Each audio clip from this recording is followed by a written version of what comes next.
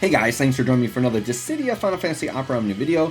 Today we are taking on Kuja's normal Shinryu fight from the Intersecting Wills. And so for this one I do have Kuja on the team. I'm not going to lie, he's basically a body to give me tickets. That's what he has. Because really, we just handled this thing with Penelo'S and Core. I talked about this in my Dare to Defy run, but basically the big thing with these enemies you have to be careful with is that if you kill one without the other one dying, they are going to instant revive. Oh, the other thing I forgot to mention, a big mechanic that these guys have, is that they resist every weapon type. So what you have to do is you have to enchant Imperil something. So I guess the one good thing Kuja's doing for me here is he has enchant Imperiling for Holy to make sure I do damage. And he does decent damage himself, right? Like, mine is fully built through LD, so we're good. Like, he's getting good enough damage, right? As long as we're not using him as, like, our main attacker. We're going to use Penelo'S for that. So, in Penelo'S, her big HP attack is AoE. So Penelo'S got enough AoE in her kit. Core's counters, they're all doing AoE, as you can see here. There's a couple of attacks here and there that are a little unbalanced, but we're able to keep the enemies even. And then we just make sure when we hit the final killing blow at the end, that we are doing full AoE. So, overall, I really enjoyed this iteration of Dare to Defy. I thought it was really, really fun. I feel like there was only like 3 super hard fights in the group, and I think that's fine. Like, there should be a lot harder ones in there.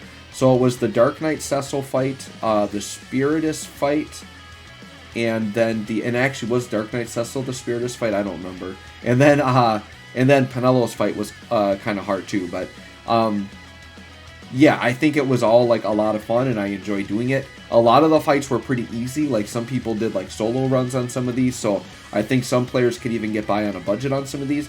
I'm hoping that overall the community enjoyed this one a lot more, because we are now like deep into FR era. Actually, we're about to get FR Echo, so we're getting an upgrade to FR.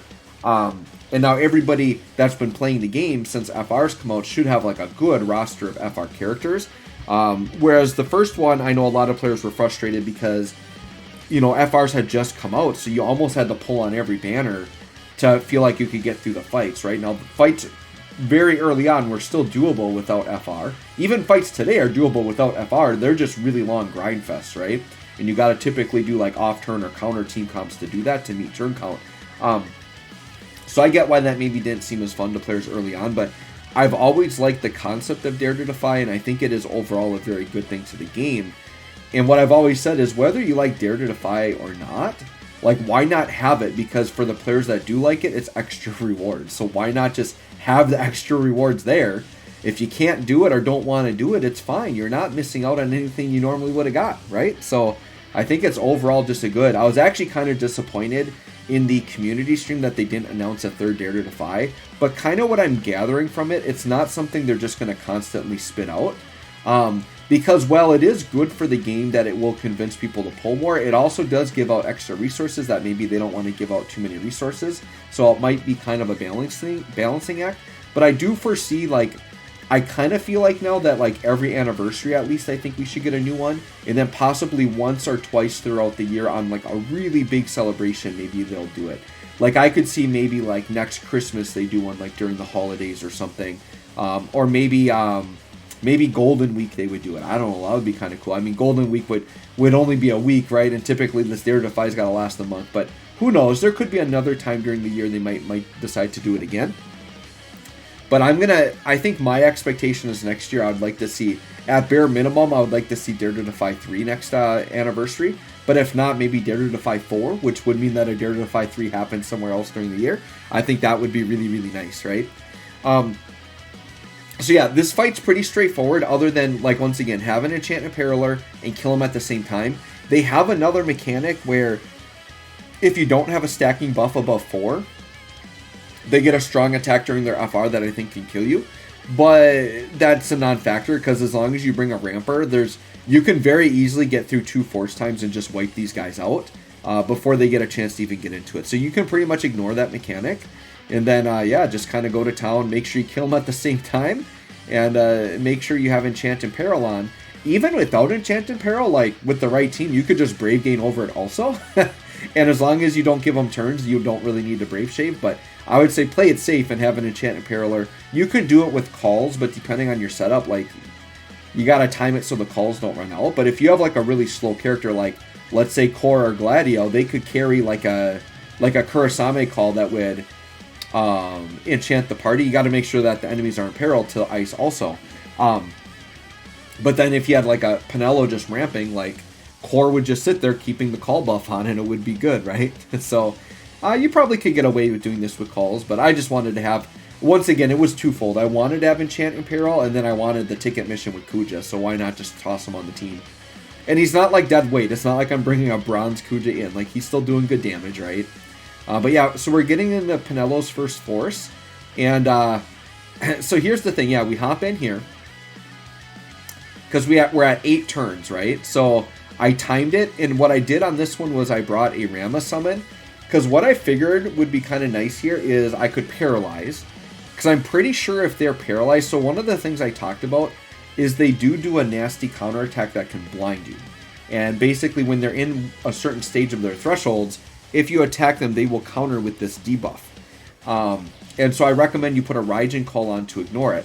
But I believe if they're paralyzed, they can't counter you either. I believe that would interrupt their counter. So I thought, let's just bring the Rama summon. And then that way, if they happen to like try to counter and the Raijin falls off or something, that I would have that paralyzed to back it up. I don't know, I just thought I would try something different. I haven't used Rama much. I found in the last fight that I did that Brother Summon really didn't do a lot of damage because they resist damage. Now, I think they might resist the Rama damage too, so I don't think we get a ton of damage out of this summon either. So I figured I mainly brought it for the Paralyze, right? But let's see what happens here. We're about to end it. They're at about 50%, but we got a lot of damage coming in these last 2 attacks. Including this big BT attack here from Penelo. Penelo, though, is just like a GOAT. Like, she's easily the best character in the game. Which she should be for an anniversary character. Alright, so 88 mil. Decent damage there. Got him to, yeah, that was 10% on that one shot, right? So we're at 760, so let's pop Rama. Let's see how much damage we get here from Rama. Yeah, so there is some resist there. Yeah, and it's like 1 mil, so it's the same as Brothers, right? And then, yeah, with this last shot, let's hit another Fatal Dance and see how much damage we can get him down to. So they're at 39. We're going to hit him one more time. Big did 10 mil AoE. Big shot. Yeah, and then now they're down to like 28%. So now it's literally we just ramp into another one and kill him. That's all we got to do. We just got to make sure that the damage is balanced, and it's pretty easy. So yeah, let's pop LD just to pop it. Big AoE damage. 1.3. Pretty good for Kuja for not being in a force time. We'll take 1.3. Reaper's Gale, that's AoE. Rainbow numbers. So I was talking about my poll planning video and like stuff coming out with Neon, and I mentioned rainbow numbers, and some people in the comments were like, well, what's rainbow numbers? Well, that's that stuff Core was putting out there. Those are rainbow numbers. Rainbow numbers mean you hit your maximum Brave value no matter what. So it ignores defense, it ignores Brave damage reduction, it ignores weakness, resistance, all that stuff. It's just you're guaranteed to get the maximum Brave value that your character can output on your Brave hits.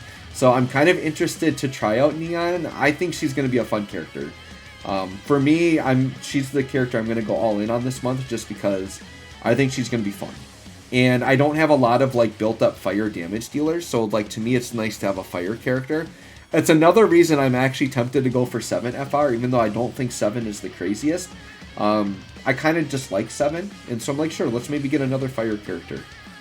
I think Ignis FR, when that drops, that'll be a very good fire character to have as well.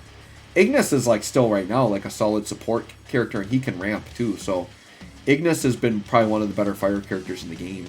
And then we got Vivi, so they're dropping a lot of fire this month, right? Neon, 7, and Vivi, all fire characters. Alright, so we're getting them down to the end. So you have to be careful with the launch, right? I actually don't recommend you bring launch to this fight.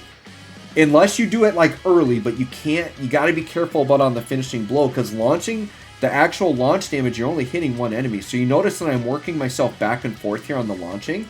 And I hit the left enemy to balance because he was a little higher. And on that last launch, I actually only did Brave hits because I did not want them to be unbalanced, right? And now we got to stay ahead of the enemy force. So I start ramping here with Penelo. And I know I've got Fatal Dances I could be using, but for me, it's like, who cares? Like, I don't need Fatal Dance right now. I need to just ramp into FR, and I could just finish it without Fatal Dance. So I know it seems like kind of like wasteful that I'm not doing Fatal Dance, but The whole point here was just to ramp, get into the FR, and get this thing done. You know, I could have taken my time and done all the fatal dances, but we're going to do damage quicker by ramping into force and getting the multiplier up than just doing normal fatal dances. So that's kind of what I'm doing here. A couple more ramps and we're about there. Yep, one more ramp will do it. And then we go Penelo FR, and I think I just keep ramping. And what I think I do with Penelo is I just do the ramp EX combo. So I actually intentionally don't hit the EX there, so I can start FR and then hit the EX right away. And then we basically ramp into as many EXs as we can, and these are all free instant turns. So this is what I love about Penelo, is you do her main force time with her BT phase, which is devastatingly insane, like a ton of damage. And then if you need a second FR, you just do this ramp cheese, and you can just spam with Penelo even without a BT, because all of these ramps are still increasing the gauge so much, you're still getting a lot of damage out of it because of how high you're getting the gauge. So we pop the EX whenever we can for damage, and then we just ramp up. And then as we ramp up, we are charging her EX. So we just keep ramping, getting high numbers, getting closer to her EX. Like, this Penelo, I cannot express enough how well built she is. She has a super well designed kit for just breaking the game. Like, it's so good. And then even, like, and here's the thing, Penelo's going to age so freaking well. Because even if she gets outclassed for damage, she's still a ridiculously good support character. And what a good secondary force to have. So let's say, you know, Jack Garland 2.0 comes out and is like doing double the damage of Penelo. Sure, there's your main BT FR phase. And then, oh, the enemy's got 20% left. Well, let's just do this Penelo cheese and finish them off, right? Like, dude, she's going to be good for... She's going to be like Garnet. I think she's literally going to be good for like a calendar year at least, if not longer. Like, she's gonna, like, next anniversary is gonna come around and people probably will still be using Penelo for stuff. Like, it's gonna be crazy. I think she's gonna age very much like Garnet, where, like, by the time she starts to age out, she's gonna be due for her rework and just get the rework and then be good again. So, such a good investment for those of you that went for her. I'm gonna tell you this, I did my part. I encouraged everybody to go for Penelo. I was talking her up like crazy. And she's definitely worth the hype. The hype was justified. She's crazy. Core finishing it off there at the end. I have to admit, I was a little bit nervous that they only had 1%. I'm like, oh, please both die on this attack. So anyways, there you go. That's the regular run. We got the ticket mission done. No friend. We had Kuja on the team. Let me know what you did for this run. Thanks for watching. We'll catch y'all on the next one.